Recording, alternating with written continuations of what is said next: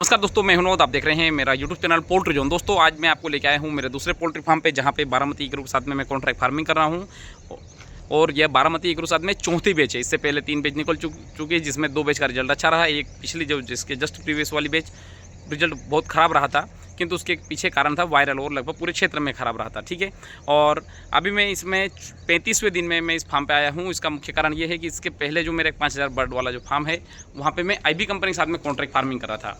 अब दोनों अलग अलग कंपनी होने के कारण यह है मेरा फूड डिप है। पेड़ डुबोया, पेड़ डुबोने के बाद में जो है मैं आपको मेरे कंट्रोल पैनल के पास में लेके चलता हूँ। यह मेरे कंट्रोल पैनल है। टेम्परेचर अभी फार्म के अंदर 27 डिग्री है और मुझे चाहिए कितना 26 डिग्री। ठीक है, इसके कारण सारे एग्जॉस्ट फैन चल रहे हैं। देखिए पोल्ट्री जोन, ठीक है, फीडिंग लाइन में फीड खत्म हो गया तो फीडिंग लाइन की मोटर जो है यहीं से बंद है। ठीक है, ये कंट्रोल पैनल। अब मैं आपको मेरे फार्म पे लेके चलता हूँ अंदर। ठीक है, अब मैं इसमें इसलिए इतने दिन बाद वीडियो बना रहा हूँ। इसका मुख्य कारण ये है कि दूसरे वाले फार्म पे जहाँ पे मैं वो पास में पड़ता है और मैं वहाँ पे जाते रहता हूँ, जिसके कारण IB कंपनी का पहला बैच था, इसलिए मैं जो है उस फार्म को मॉनिटर कर रहा था और इस फार्म को जो है भैया मॉनिटर करते हैं। तो वो फार्म पूरी तरीके से साफ़ हो गया, खाली भी हो गया, साफ़ हो गया, साफ़ सफाई चल रही है उसके अंदर। जिसके बाद में जो है मैं इस फार्म पे आता था, किंतु मैं इस प्रकार से आता था एज ए सुपरवाइजर, आके देख के और चला जाता था बाहर से ही, मोर्टलिटी वगैरह पूछ के, स्टैंडर्ड वगैरह देख के और चले जाता था। किंतु अब वो फार्म पूरी तरीके से खाली हो चुका है। मैं इसलिए इस फार्म पे मैं आ सकता हूँ और इस फार्म के बारे में जानकारी भी दे सकता हूँ और मैं जानकारी खुद मैं एनालाइज भी कर सकता हूँ कि अभी कंडीशन में क्या है। ठीक है दोस्तों, आज है डे 35।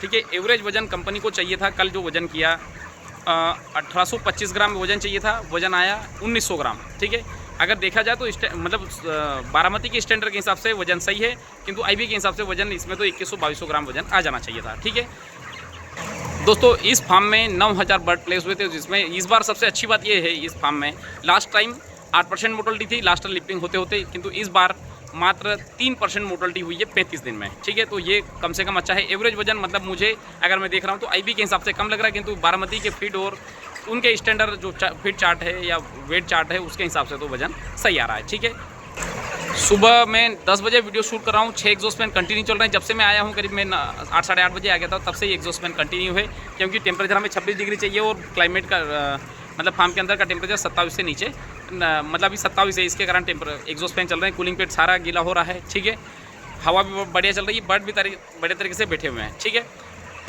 वजन का थोड़ा सा पीछे रहने का एक मुख्य कारण ये भी है क्योंकि हमने इस बार फार्म में 2 बार इंजेक्ट करवाया, क्योंकि लास्ट टाइम बैच पूरी तरीके से बिगड़ गया था। उसका मुख्य कारण ये था CRD, और हम इस CRD और इकोलाई, तो इस बार हम जो है पूरी तरीके से तैयार थे। फार्म के अंदर CRD लगभग आ चुकी थी और घर कर चुकी थी, किंतु हमने इंजेक्ट करवा दिया शायद 14वें-15वें दिन में इंजेक्ट करवाया, जिससे फ़ायदा ये मिला कि बर्ड वजन में तो 2 दिन हमें शुरुआत में अच्छा था जब इंजेक्ट करवाया, तो फिर बाद में 2 दिन पीछे हो गया, किंतु वापस जो है बॉडी वेट उन्होंने कंट्रोल हो गया है, मतलब एवरेज बॉडी वेट स्टैंडर्ड के हिसाब से आ गया है, बल्कि उससे 50 ग्राम ऊपर ही चल रहा है। मैनेजमेंट में हमने कोई विशेष काम नहीं किया है। अब वाटर सैनिटाइजर चल रहा है और फीड चल रहा है और वाटर चल रहा है। उसके बाद में लीटर रेकिंग, चूँकि अब डेंसिटी अब बहुत ज़्यादा है और 5 दिन में तो लिफ्टिंग होना ही होना है। लिफ्टिंग का तो बोल रहे थे, किंतु मैं अभी इसको जो 40 दिन तक पालना चाह रहा हूँ, क्योंकि अभी मोर्टलिटी सबसे अच्छी बात है कि 1-1, 2-2 निकल रही है, तो इससे अंदाजे हम लगा सकते हैं कि बर्ड अभी स्वस्थ हैं और वजन और गेन कर सकते हैं। इसलिए मैं जो है करीब 2200-2300, 2400, 2500 तक जो है, मतलब 40 से 42 दिन तक मतलब इस फार्म में लिफ्टिंग करवाने का मेरा प्लान है। इससे पहले साइड में एक और फार्म है जहाँ पे भी जो है मीनेज सेम है, किंतु वजन यहाँ से ज़्यादा है, क्योंकि यहाँ पे तो पतली बीट लग चुकी थी, उसको कंट्रोल बड़ी मुश्किल से 4 दिन में हमने कंट्रोल किया। किंतु जो पड़ोस वाला फार्म है जो मेरा, उसमें बीट वीट की कोई समस्या नहीं थी, तो इसके कारण यहाँ से 100 ग्राम जो है प्लस वजन वहाँ पे हमें अभी करंट में मिल रहा है।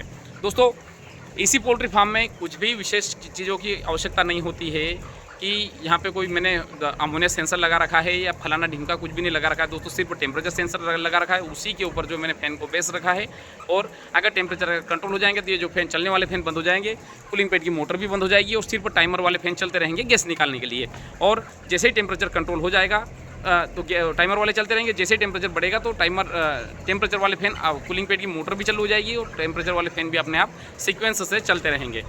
तो दोस्तों, मुर्गी पालन बहुत सिंपल व्यवसाय है, किया जा सकता है, मैं भी कर रहा हूँ, आप भी कर सकते हैं, किंतु उसको तरीके से करना पड़ेगा। सिंपल जब मुर्गी पालन अगर आप इसी फार्मिंग में नहीं हो तो लॉस का बिजनेस है, किंतु अगर आपने इसी फार्म बना लिया, चाहे छोटा हो, चाहे 2000 बर्ड का हो, चाहे 10,000 बर्ड का हो, अगर आपने फार्म को इसी में कन्वर्ट कर लिया और प्रॉपर तरीके से उनकी देखरेख करी, सही समय पे उनका इलाज किया। तो दोस्तों, और फार्म लीटर की condition, water intake, feed intake, ये सब अगर मॉनिटर आप करते रहते हैं तो भी जो है आप मुर्गी पालन में सफल हो सकते हैं, बहुत अच्छा पैसा कमा सकते हैं, बहुत सारे लोग कमा रहे हैं। तो दोस्तों, इसी के साथ में वीडियो समाप्त करना चाहूँगा।